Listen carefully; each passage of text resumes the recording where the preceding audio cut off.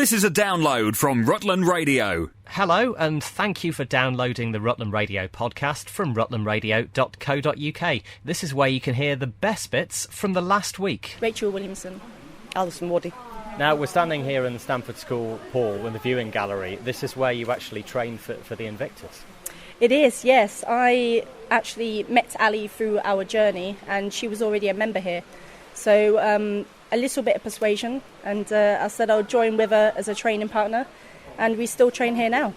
And you're here with your 6 medals from the Invictus Games. 6 medals. I mean, that's just unbelievable. It really is. I still don't believe it. It's I still check they're not chocolate. And luckily I go to a gym because they are quite heavy, I'm not going to lie. So you need a little bit of a strong neck. Now, your journey really started in the RAF rugby team. You were injured, your arm was injured, then you took up swimming, and the rest is history, I guess. Yes, so I was a swimmer as a teenager, and then when I joined the military, I thought I'll keep swimming going. And then I had an idea that maybe chlorine is a bit boring after a while, and I want to change sports, so switched to rugby. A few years later, that was when I injured my thumb. It was just a sprain. And fast forward 4 years, got medically discharged, and so now I have no function of my right arm.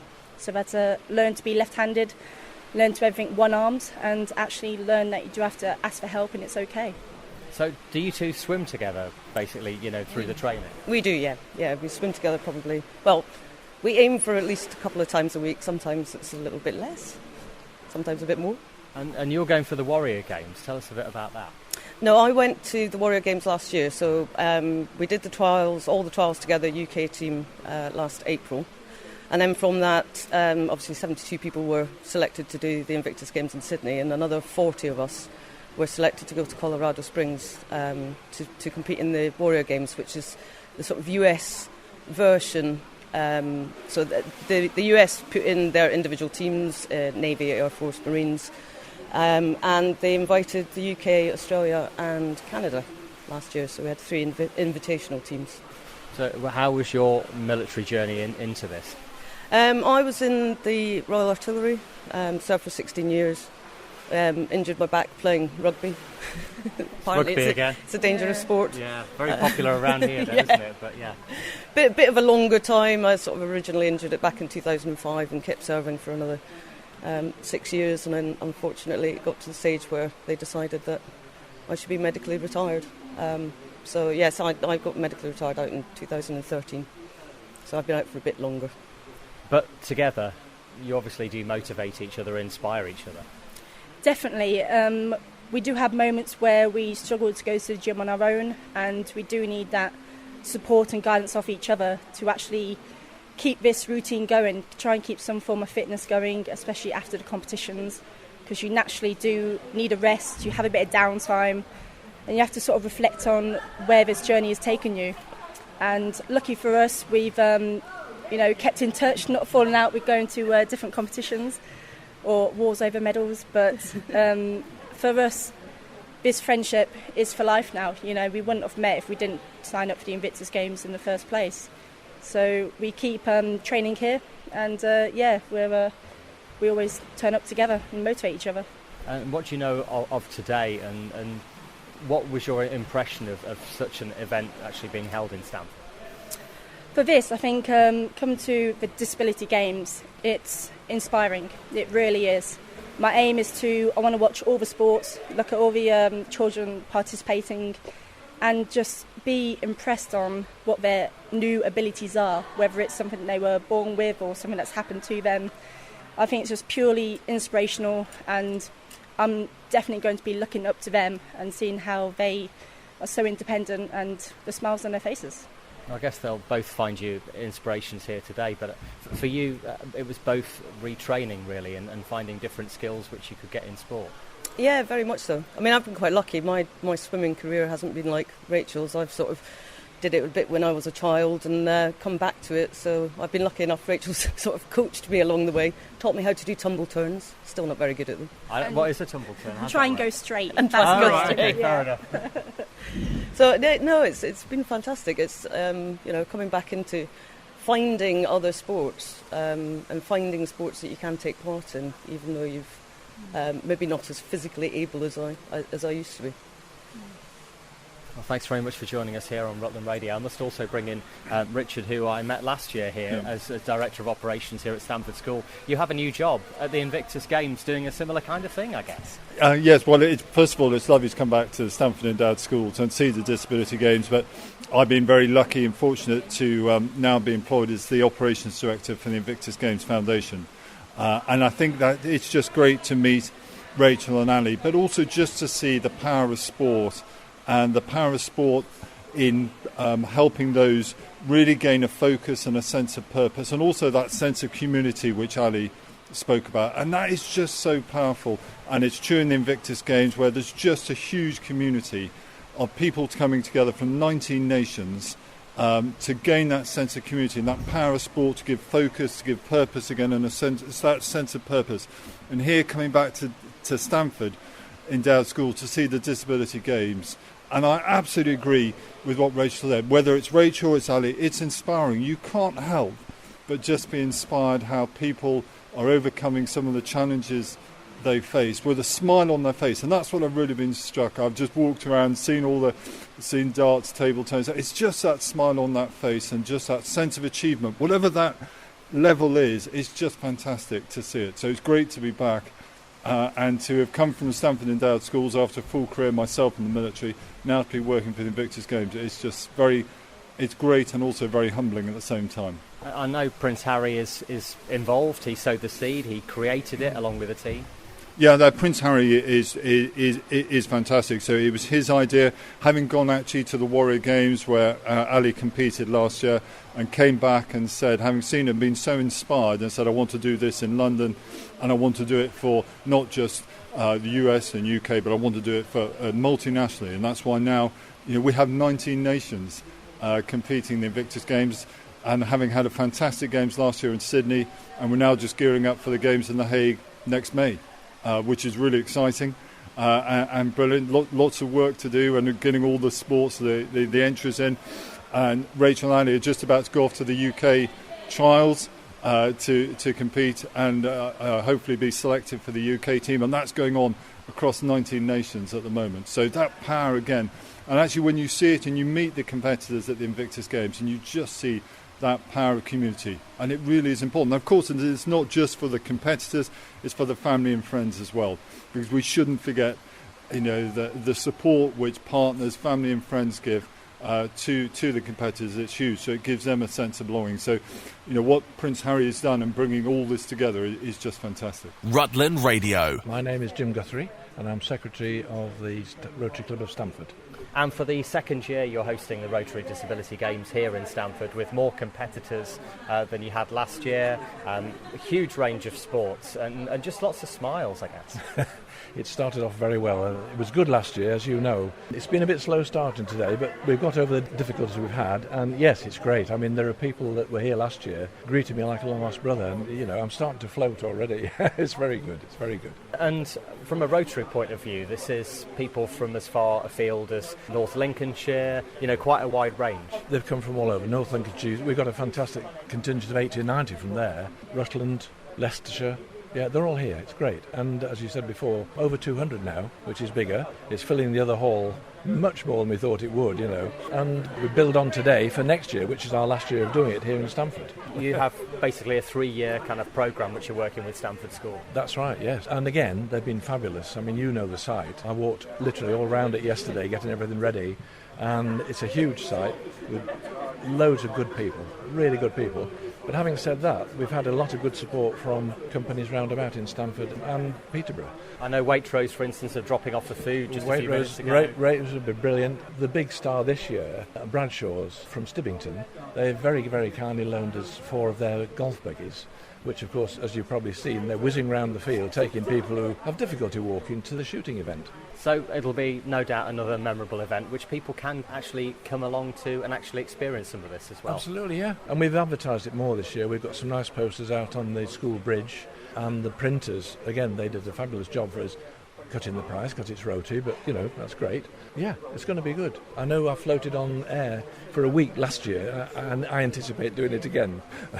So if you fancy finding out exactly what it's about, do come along, do explore the sports centre. There's so much going on. I guess it's sort of follow the buzz, follow the hubbub, and then you'll find the other side of the door. There'll be something exciting happening. Absolutely, and there's some really good, athletes isn't too hard a term to use. They're very good at every sport we do. I mean, there are 2 wheelchair events, but if you add it all up, there are 10 sports going on today, and so many people, different sexes, different abilities, all enjoying themselves. They smile from start to finish, Rob. It's great. Jim Guthrie from the Rotary Club of Stamford Burley, thanks for joining us on Rutland Radio. Thank you, Rob. See you next year. Highlights from the past 7 days, the Rutland Radio podcast. My name's Margaret Biles, and I'm now the new High Sheriff of Rutland. And how does it feel? Because it's a long run-up to this day, and now here you are in your year of office. It feels very exciting to finally be there. You're right, it is a bit of a long run-up. Yes, you get to the last month and you're ready to get going, but it does mean one should be prepared, so let's hope so. So you've already got a calendar already laid out with various events, fundraising. Tell us who you're raising money for. Each High Sheriff has causes they like to support. OK, I'm doing it a little bit different. So I'm actually running a High Sheriff of Rutland fund, which is managed by the Community Foundation. So any funds that I raise will go into that, and at the very end of my year I'm going to have a sort of presentation ceremony, probably here in the castle, and then share it amongst the charities that I meet on the way during my year. So rather than selecting first, I'm going to do it at the end. And I know you'd like to recruit young volunteers, or at least inspire young people to do that, to actually do something to give back. Absolutely. In schools, lots of children do get involved in volunteering, and when you speak to children, they love it. But for various reasons, which I understand, it often kind of tails off as they go into adulthood. And I'd really like to see us keeping that going, because I think we have a lot of charities and organisations in this county that I'm sure could work together with the different timetables that, people out at work have. And finally, this is something that I've spoken to various High Sheriffs about over the years. Tell us how you chose your outfit, your uniform, effectively, that you will be seen in during the next year. Oh, that's an interesting question. I went to a dressmaker in London because I know nothing about dressmaking. I thought I'd go to somebody who does know. A little bit nervous that I was going to meet very high couture in high heels and so on. And I discovered that she keeps pet pigs in London and I keep pet pigs in Rutland. So we got on like a house on fire and she designed my outfit. And what you're feeling at the moment as actually tomorrow's a new day and you've got 364 days effectively to do this. Yeah, huge excitement and very much to hit the ground running because there are only 364 days to go. So I'm very keen for any charitable organisations, volunteer groups, contact me, love to come and see what you're doing. Doesn't have to be a big visit, just really keen to come and see what's happening because then I can go out and share the word with others. So to lots of people, contact me and I'll contact you. And people may know you and your husband for raising a lot of money visiting all the cathedrals. You'd like people to share that journey as well, and that's one of the things that you're offering this year. Indeed. You mean on the cycling? Yes. We're going to join Ride and Stride, and we're going to cycle around the perimeter. We've done a bit of a recce, 64 miles, 23 churches, so that's quite a lot of hard going for me, and so we'd love people to join us on all of it, part of it, meet us at some of the churches would be fantastic, because it's a great, great initiative, Ride and Stride. Margaret Miles, congratulations on your appointment and welcome to it for the coming year in Rutland. Thank you very much indeed. Rutland Radio. The manager here, I'm George Blanchard. Bowthorpe Park Farm just seems to be going from strength to strength in terms of what you've got here. You started off basically wanting to show people, about lambing, about the story of farming, and there's loads now. There is, yes. We obviously started off with the oak tree, which has been here for an awful long time, and as custodians to that, we're here to protect it and look after it, but we also want to show that to people.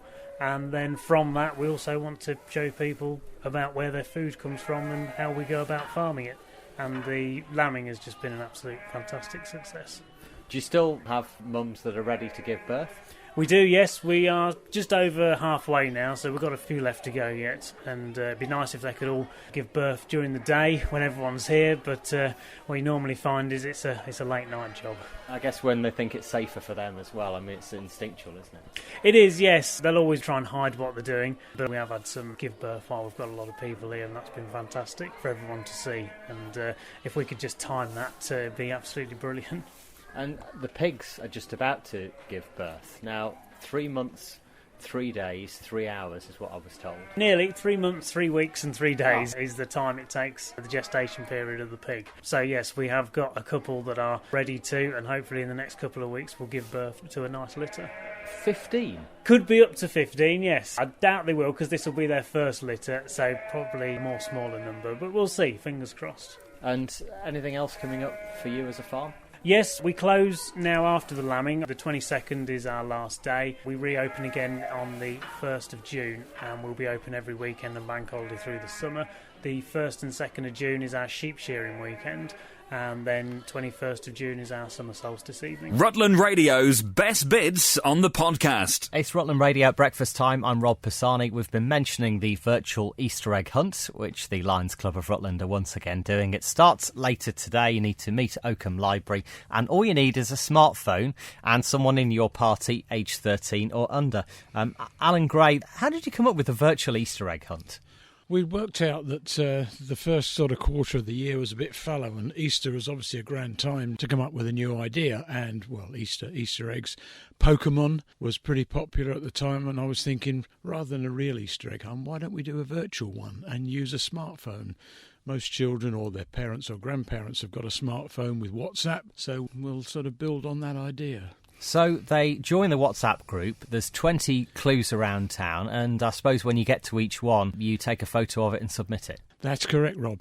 Yes, we've got 20 virtual eggs hidden around the Heritage Trail around Oakham, and on each egg there is a logo. And that logo can be found in the vicinity of the egg. So the idea is you find the egg, you find the logo, you photograph the egg with the logo, you name the logo, and then you WhatsApp it back to us where we'll be based in Oakham Library.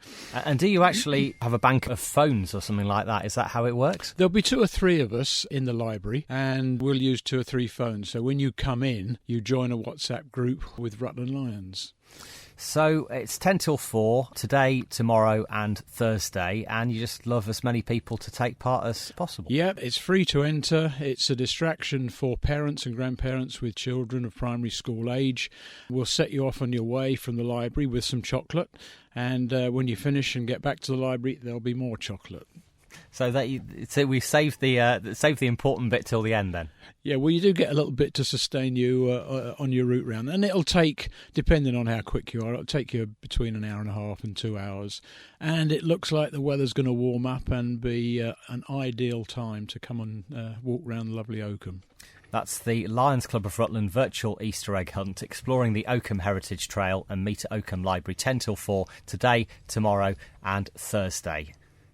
And you also mentioned about Oakham United with their Easter egg trail. Yeah, Rutland Lions and Oakham United Football Club are just getting to know each other, and they're going to help promote some of our events. And I promised that I'd mention their Easter egg hunt, which is this Sunday, 21st of April, between 2 and 4 o'clock. And they will have real eggs hidden around their ground, which is down on the main road at Barleythorpe. So I think there's 500 eggs to be found, and a few special prizes if you find the golden egg. 500 eggs at Oakham United Football Ground on Sunday afternoon. You've got to find one, surely. I think there's a pretty good chance that if you get down there, you'll find an egg. Alan Gray, thanks for joining us on Rutland Radio today. Thanks very much, Rob. Rutland Radio. It's Rutland Radio at breakfast time. I'm Rob Pisani. We've talked about the Run for Rutland, which is coming up soon at the showground in Oakham. There's also the Ride for Rutland, back again for Rutland, and it's Exton Park once again. Michelle Saunders is back with us, along with Caroline Hammond from For Rutland. Now, Michelle, this is a one and only, isn't it? Yes, this is, as well as obviously the charity aspect, the 11-mile course that people can go round. People can't normally ride on it, so it's excellent, really, and you see a lot of scenery that you don't normally see, and at the end there's a big fast gallop for those that want to do it, and it's excellent, it really is. And I would just like to say a big thank you to the Gainsborough family, the Camden family, Oakham Veterinary Hospital for their very kind help and assistance in giving us our rosettes, JC, my partner, for his patience and understanding, Mum for her cakes, and all the riders for their support and patience with our parking. They were absolutely fantastic last year and very generous. generous as well. So big thank you. And please come again. I know you want to make this very much a family relaxed ride, although, you'll get some serious riders, as you say, particularly for the end. But anyone really who has a horse who would like to actually ride this. Absolutely, yeah. Just ring me on 01780 460 638. And that's really the best way to register direct to you. Yes, or they can go on the website. For rutland.org.uk, we'd be delighted to see everyone. How many riders did you have last year? Close I remember on 80. It was a baking hot day, wasn't it? And I think the year before as well. You had amazing weather. Yeah. It's one of the most peaceful parts of our county as well, isn't it? You would never even know existed. Oh, it's absolutely stunning. And they all liked our signposting and everything. They didn't get lost, so that was something. And I think they loved all the refreshments as well. Some of the For Rutland team put all sorts of cakes and refreshments together, so that was quite welcome. Yeah, so that will be there again. Just please come and support this wonderful cause, because it really is. And when you really need help, like we did in our family when my dad passed, and it's in aid of him, Ken Saunders. I better get that in because he'd like that. So you've got plenty of room for horse boxes and everything you need. Oh, yes. I've got Tony, my friend, that's going to help us part, and he was thrilled to bits by the generosity of a lot of the riders and the patients as well. They were fantastic. They're really good. So that's Sunday the 12th of May. It's always around that time of year, isn't it, that you do it? Yeah. Ride for Rutland. Please do take part. If you've got a horse, if you think you could do the 11 miles, it's the kind of... I suppose if people... Can't. There's a shorter ride that you can do, and it will be well signposted this year. I will be standing there with water like we did last year, but no, we will definitely be there, and they will love it, and they don't have to do the full if they don't want to. It's no pressure on anybody at all. Excellent stuff. So you can find all the details at forrutland.org.uk or call Michelle on 01780 460 638. And it's £15 a rider. So just thought I'd better Glad say that. we got that in. £15 a rider. An amazing experience if you have got a horse or you have a use of a horse, and you can get, obviously, both of you to the event, then please do give it a go, because it is once in a year opportunity. Oh, yeah, it's brilliant. Yeah, absolutely.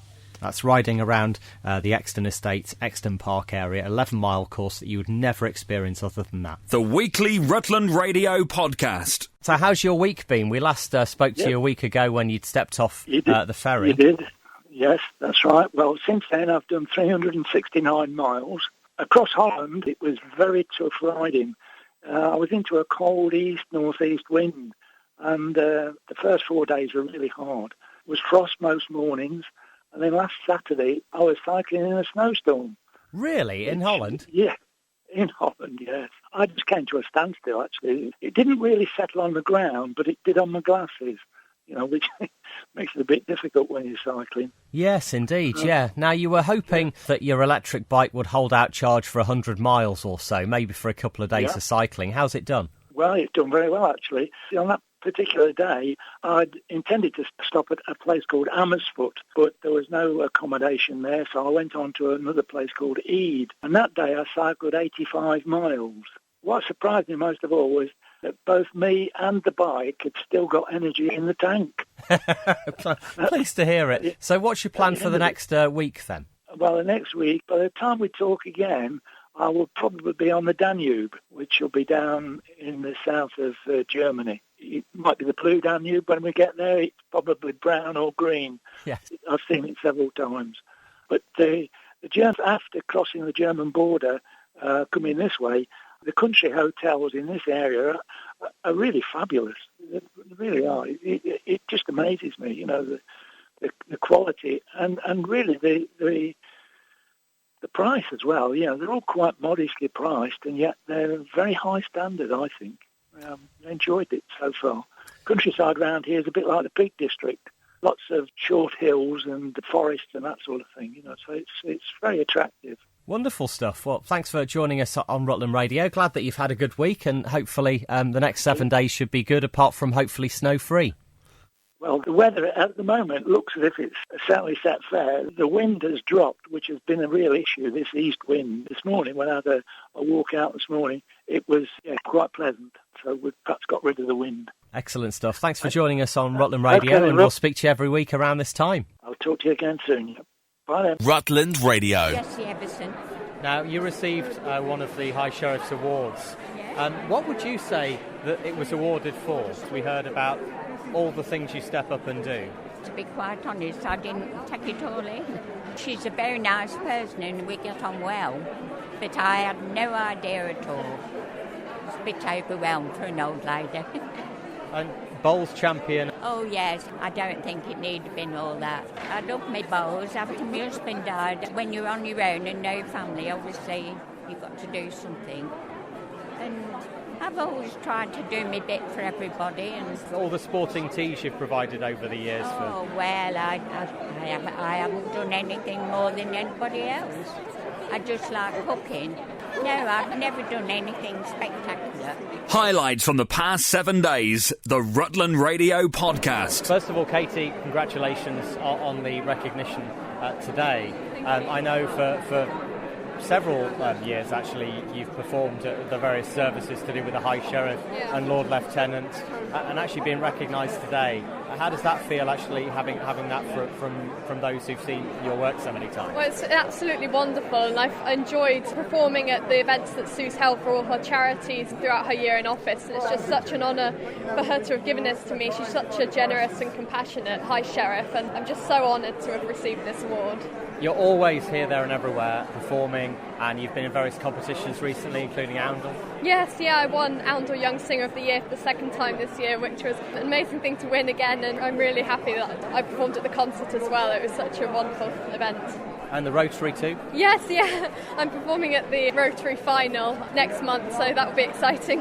And as far as concerts that you're performing, I know you've done a lot kind of towards the southeast recently. Yeah, and I'm going to be performing for Born Free's 35th anniversary later this year, which I'm planning for at the minute, which is a really exciting thing to be able to perform at. You've worked with the Born Free Foundation before, haven't you? Yes, I have. I've been made a Global Friends Ambassador for them, so that's working with like the schools that they have out in Africa and working so they're sort of coherent with the wildlife. And it's really amazing work they're doing, so I'm looking forward to doing more in my role in that. And A-levels next? Yes, In between all this? Yeah, definitely. I'm still studying hard doing my A-levels, but I'm managing to fit it all in, so I'm enjoying everything. Congratulations on today's award. Thank you so much. Thank you. Rutland Radio. Marie and Logan would just like to say thank you to you for all you've done to get Logan on the water over the last 6 years. Thank you. I don't know what to say. I'm actually quite choked. And Marie and Logan have done all the hard work with getting on the water. We've just made it accessible for him.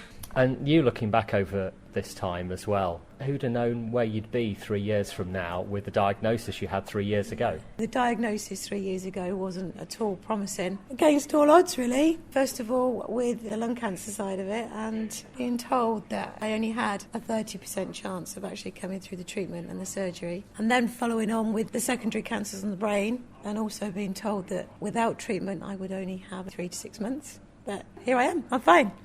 I'm all good. And you're at Water Sports, and I know this place means a huge amount to you, and the amount of people who use it, and the fact that you're here guiding them to whatever they want to do. Oh, definitely. Rutland Water Sports and Anglian Water, massive part of my life, and I think it just opens up a whole world of opportunities for anybody that wants to embrace that. And your husband, Neil, has been with you through this whole journey. He's going to jump out a plane soon. Yeah, he's doing a skydive on the 18th of May, so I'm just going to drop in there if you want to sponsor him, anybody, on the Reservoir Dubs Just Giving page, which has been set up to raise money for cancer research, which, without past research, I most certainly wouldn't be here today. To say hero of the week is kind of difficult, because actually over the last 3 years you've fought so much to be here. Yeah, literally, over the last 3 years, it's just been one long battle. But this place has kept me going. It's given me something to fight for. So my take on this for anybody out there is just never give up in what you believe in. And to Neil as well, I'm presenting this too. I know he's not here today, but he must have been with you at every single hospital appointment, every time that you've had news that didn't go so well. Yeah, he has been to every single appointment with me. He has never once left my side, and without him, I don't think I could have done it. He's probably the bigger hero in all this, to be honest, because everybody sees what happens with the sufferer. They tend to look past that to the people that are supporting them. That's where the real hero is. Well, that's it for this week's Rutland Radio podcast. If you have any comments, you can email us via the website, rutlandradio.co.uk, and we'll have a new version on our website from Monday. This is a download from Rutland Radio. For more information, go to rutlandradio.co.uk. This is a download from Rutland Radio. Hello, and thank you for downloading the Rutland Radio podcast from rutlandradio.co.uk. This is where you can hear the best bits from the last week. It's Rutland Radio at breakfast time. I'm Rob Pisani. Rutland Rocks is this Saturday at UCC. Debbie and Jack from the 4 people who put it all together with us this morning. Last year was quite a phenomenon, really, wasn't it, Rutland Rocks? It was. It totally exceeded our expectations last year. And I suppose, essentially, you wanted to put on some local music. You wanted to raise some money for charity. And it's different charity this time as well. It is. It was Macmillan last year. This year, it's Alzheimer's Society. Was there any particular reason for the Alzheimer's Society?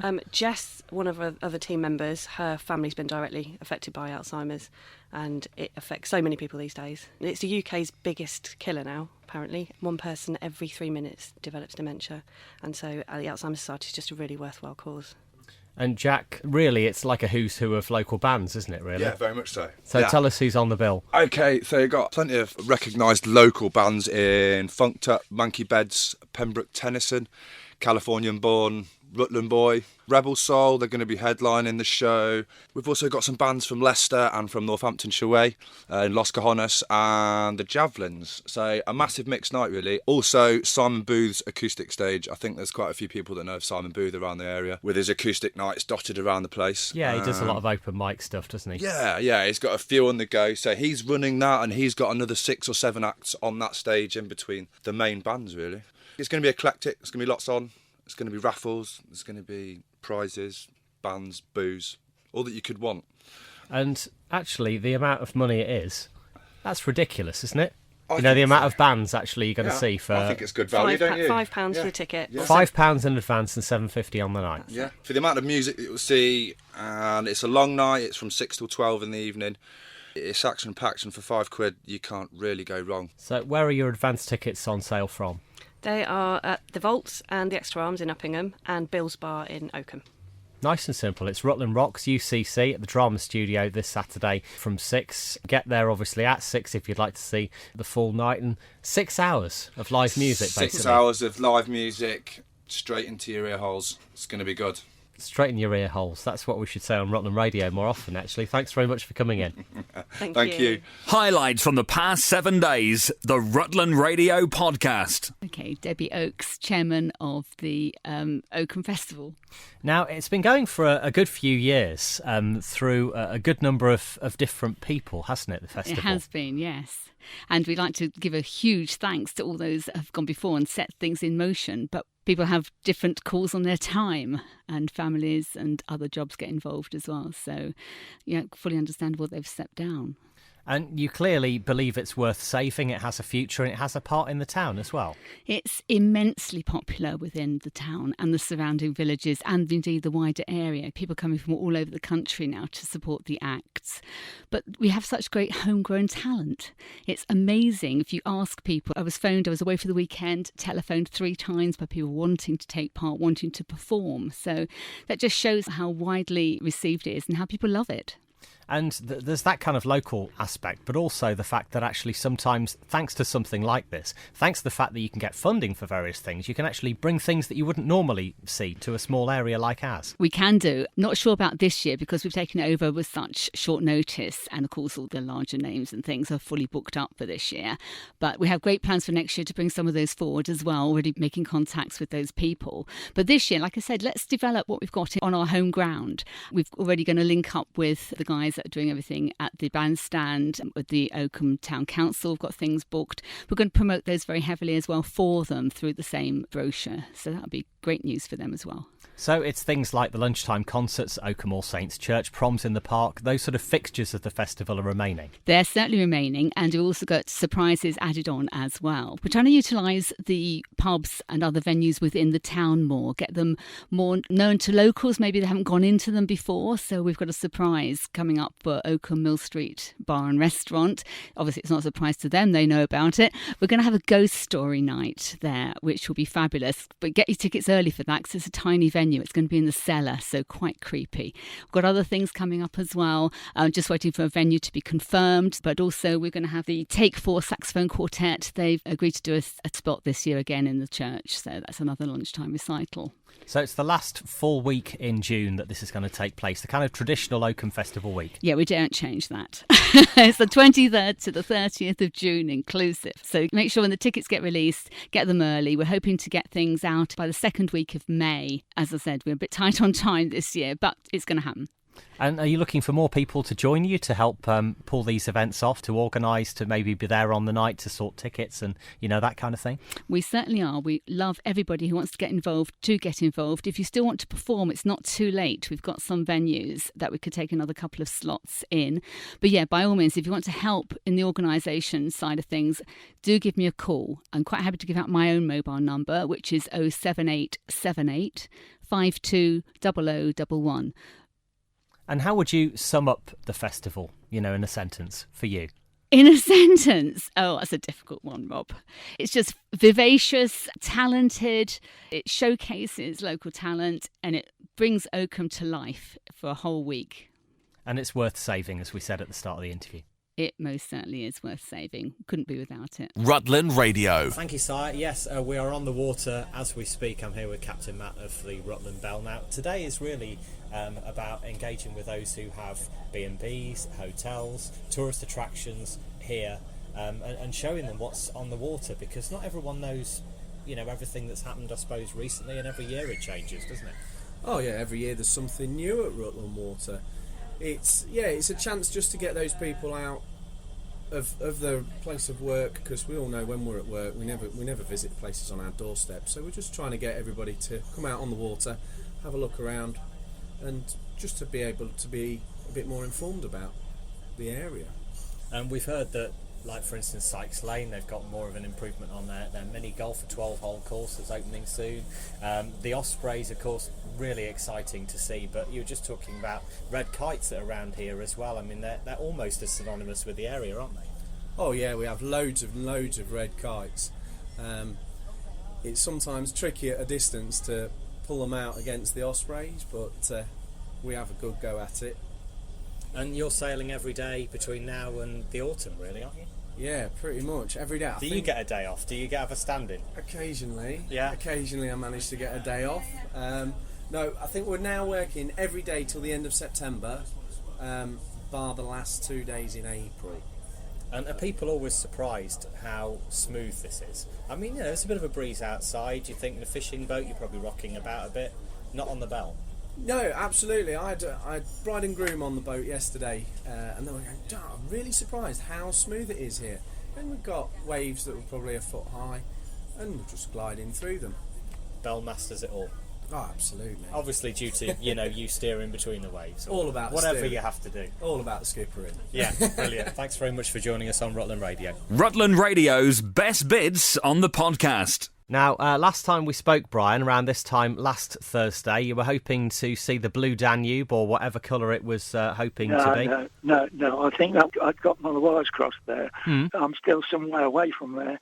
No, what I did in this week, since we last spoke, was to head up to a place called Barleben, or just north of there, where there was a viaduct and a barge lift, and that I particularly wanted to see. It took them 5 years to build this, and it actually crosses the River Elbe. So you've got a river over a river. Really fascinating. Yeah, I can imagine. One of the things that they're particularly good at here, they provide facilities for cyclists. On any new projects, I was able to cycle along the aqueduct at the side of a barge as we both crossed over the River Elbe. Wow, it and must look over the parapet and see the river below. It was really an amazing experience. Yeah, I can imagine that. How many miles do you think you've done over the last week then? Oh, my total mileage is 689. I'm about on plan, actually. That's over the last fortnight? Yes, so that's from Rotterdam. And what about next week's plans then for the next 7 days? By the time we speak next week, I will actually be on the Danube. I should be talking to you from Ulm this time next week. I have been to Ulm before, and it is quite an interesting city, much like where I am at the moment. I'm in Erfurt at the moment, and I plan to go and have a look at the cathedral, and there's also a citadel in the city that is quite interesting. Well, Brian, thanks very much for catching up with us again, and nice to hear you're making good progress, and chat to you same sort of time next week. Will do. Rutland Radio. My name's Nicola Brister, and I'm part of the team of Don't Lose Hope. Now, Don't Lose Hope, if you can paint the picture of who it's for and who you hope it will appeal to. Well, Don't Lose Hope is a means-tested counselling service. We will offer counselling from children aged 4 right the way up to, we say 104, but anybody above and beyond that as well. We have a play therapist and also an art therapist, as well as 7 trained therapists. What we want to do as well is support families, so if children have got a mental health problem, that we can support the families as well. And it's often parents or carers that are really struggling and they don't always get the support. We want to do lots of other things with young people as well. We're going to do a drop-in cafe every week that will have some themes like mental health based, like with exams coming up, there'll be to combat stress, those kind of things. Or sometimes they can just drop in and find someone to talk to. We have actually got a youth coordinator on board who used to run Teen Zone in Stamford. So we're going to look for some funding to do various ventures there. So it stretches out wider than the Bourne area as well, presumably? Yes, if people can get here, then we'll see them, really. So we're means related. We do offer free sessions for people on certain state benefits or children on free school meals. We want quite a focus to be on male mental health as well. We've actually been given a piece of land on the Wellhead in Bourne, and we're going to have on there a shed with woodworking, a small bushcraft area, some raised beds so people with restricted movement can do some gardening, and lots of nice seating. So you'll be able to go over there and have a cup of tea as well. Do you think there's more of a need now more than ever? Do you think it's that people are more aware that they can seek help and also aware that that's what the problem is? Yes, I mean, I think years ago everyone was told, weren't they, just get on with it, and the older generation, I think even the older generation now are realising that they can talk about things and it's actually beneficial. The idea of the cafe as well was obviously to try and reduce stigma. The counselling is at the back of the premises, and we were hoping that we can make it as normal as going to the GP, and people will come and sort of access the support quite openly. So that's the hope. And you obviously see this as a long-term thing as well. Yes, absolutely. Yeah, we've got obviously lots of other plans, but we really want to kind of embed ourselves into the community and kind of go from there, really. But we're hoping the cafe will be a success, because the more teas and coffees we sell, then the more free counselling we can offer. The weekly Rutland Radio podcast. Good morning, Mark speaking. Hello, Mark. It's Rob from Rutland Radio. How are you feeling then with a couple of days to go until the big day? All very good, thanks. You've run a marathon before. Have you ever run London before? I've ran twice before. Wow. Back in 2004 and then 2006. First time was very painful, had problems with my legs. Second time I don't remember, so third time lucky I can actually take in the sights and actually enjoy one for a change. When you say you don't remember, it was just a blur getting round, was it? Yeah, I think so. I just don't think you kind of make the most of what you're doing at the time when you're running that, and London is quite special, so this time I'm going to actually make sure I can actually look around and see what's going on. And what would you say to any of the first-time runners that we've got from our area this year doing London, which, as you say, is a really special marathon to do? Well, look up. Definitely look up. Take your time at the start. Don't run off too fast. It's a marathon, not a sprint. Take your time. Just keep to what you've been doing. Do your pace. Enjoy it, really. And as much about the marathon is, when you've got a charity place, is the fundraising as well as the training. How's the fundraising been going for you? You did this thing where you actually got local firms to sponsor your shirt, didn't you? How many did you get?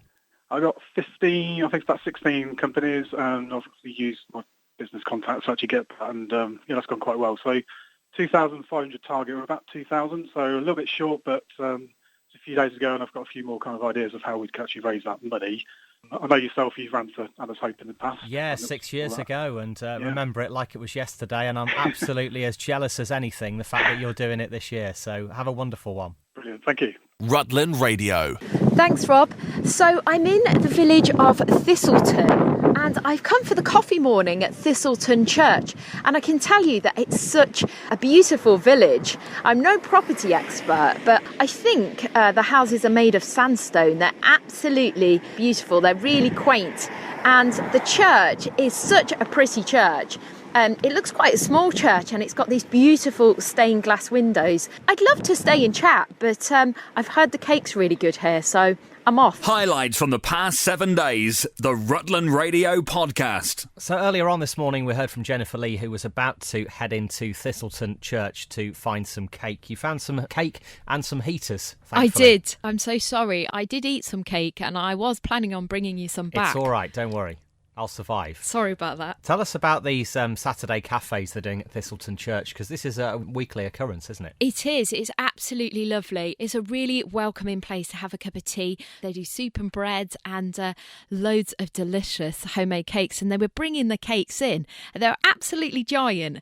These are not like your average shop-bought cakes. They're amazing. I can vouch for that. When a community gets together and all that, tell us about the fundraising that they're doing, because really this is the reason that they're doing the Saturday thing, isn't it? Yeah, they're trying to raise money to keep the church open, basically. It was going to close, but they've joined with Cottesmore. But the money raised from the services goes to Cottesmore, so it still needs to pay for the running costs. So all the money raised by the volunteers all goes to the running costs. But they do need a new floor, actually. They need the floor repairing and some new heating. Hint, hint. If anybody wants to donate any money, that would be great. So it's 10 till 12:30 every Saturday, and it basically costs £2,500 a year to keep the church open. It's their only community space in Thistleton as well. It's their only community space, so any meetings or anything like that, they hold there as well. And everything was really good value. You can get little jams, homemade jams. It's a lovely place to get together, and a lot of people visit the local nursery, or you get cyclists and walkers go by. So it's a really nice pit stop. So that's the Saturday Cafe at St Nicholas Church at Thistleton, which will be back next Saturday from 10. Rutland Radio. Okay, I'm Colin Clues. I'm the race director and promoter of the Rutland International Cycle Classic. And we're here on the 15th Cycle Classic, just about to be with us this weekend. You've made some massive changes this time round in terms of the route, and actually made it an hour longer in terms of the expected finish at Melton as well. Well, not quite an hour, but probably we've added in around about 10 kilometres, which is 25 minutes perhaps, something like that. Yes, we've taken out the 2 laps of Rutland Water that we've done for the past 14 years. This has always been not a bone of contention with the riders, but for the riders the most uninteresting part of the course. So we've added in another section up through Wymondon, which we feel adds a little bit more of a challenge for them. And so far the reactions that we've been getting are very good, that they like the look of it. And equally, Wymondon Village is preparing to see the Cycle Classic in all its glory for the first time. Speaking to you here at Euston as you're setting things up, the toughest part, I suppose, that round and round, is it 6 times round here? Yes, we refer to Euston now as the heart of the race, not just because, you know, that's what it is. We keep on coming back to it time and time again in different directions, but equally the fact that, you know, the beating heart of it is the enthusiasm and support we get from the villagers here in Euston, and we've had that for the last 14 years, and this year I'm not expecting it to be anything different. So could you describe the route in a nutshell? They start, as always, in Oakham at 11, and then it's off towards Burley on the Hill? Yeah, we still do a slight section of North Shore of Rutland Water up to Barnsdale. We then turn at Barnsdale and head back towards Burley on the Hill. Burley on the Hill then down towards Ashwell, and then up through Ashwell and to Wymondon Village, where we do 4 very, very quick laps, 2 of 4.8 kilometres and then another 2 of 6.5 kilometres before heading back. But the riders, we hope, will think that it's a little bit profitable, because the Windmill Tea Rooms and other businesses at Wymondon Windmill, they put up £200 for 2 sprints outside their driveway. And once we get back into the main street of the village, Vernon Moore estate agents, they also put up £100 for the first rider to pass the point just outside the Berkeley Arms. So it's a very interesting spectator point, an opportunity of seeing the riders very quickly in succession, and we think it's going to add a real challenge to it. We then head back to Oakham via Burley on the Hill again, and then of course we really get into the meat of the race, which is the rough sectors, starting with what we call Barleyburg, which is Manor Lane at Barleythorpe. then head round over Cold Overton Hill, back through Pickwell to Euston for the first passage, and then we have repeated passages, as you say, 6 times. Several are actually interposed with the passage of Sommerberg, which is the old Bruce's Lane near Nossington, and that really is a great challenge for the riders. And then after finishing off around Euston, we go back over Bruce's Lane, or Sommerberg as we like to call it, head back over to Cuckoo Hill into Stapleford, through Stapleford Park, and then our first passage of Melton Mowbray, where there's a lovely pork pie spint on the line, which anyone has seen the size of the pork pie donated by Dickinson and Morris's. It's a wonderful award. And then we go back up the Burton Road a short distance, over the rough sector at Sawgate, back then down through Stapleford Park for a second time, and then with the finale straight into Melton for the finish line. And that will be around about 198.5 kilometres, and we expect the riders to have done that in about 5.25 hours. So. And distance-wise, what are we talking over that? Well, we're near the maximum that a race of this type can actually have anywhere in the world. You know, we've got to 198.5. The maximum that we should do is 200 kilometres. Wow, yeah, I see what you mean. Yeah, so we're very close to the mark, aren't we?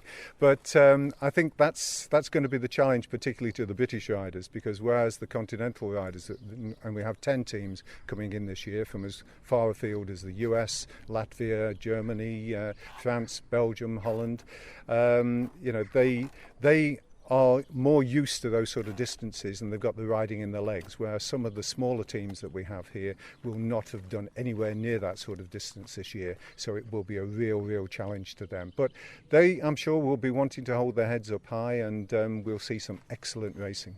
And really, this race over the last 15 years sometimes has been against the odds, because it's a tough thing to keep going, to keep the interest, to keep the sponsors, and actually, obviously, your commitment with it being on your doorstep and your interest, I guess, has driven it throughout that. It has, and I started the event, and it was just a little bit of an idea in the back of my head that we could run a lovely race around the beautiful roads that we have in Rutland and East Leicestershire.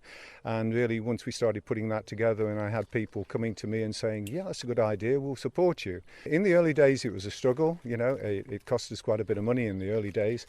Now we are managing to break even, but we have now a budget of around between £60,000 to £70,000 to run this event each year. So it doesn't get easier to raise that money each year, and we're very proud of the fact that whereas a lot of races like the Tour of Yorkshire plough in millions of taxpayers' money to actually give entertainment to their residents, here in Rutland and Melton, we don't take a penny from either of the local authorities. This race is run totally on commercial sponsorship from people such as Rutland Cycling, Schwalbe Tyres, Duvel Beer, Dare to Be Clothing, as well as the contributions that we have, the massive contributions from people like Tim Norton, who each year loans us the vehicles, and this year has really gone out of his way. Anyone that knows Tim knows that puts customer service above everything, and last year I went to him with a problem that we faced, that we were being told that for an international race we now had to have cars with opening roofs for the officials so as they could see out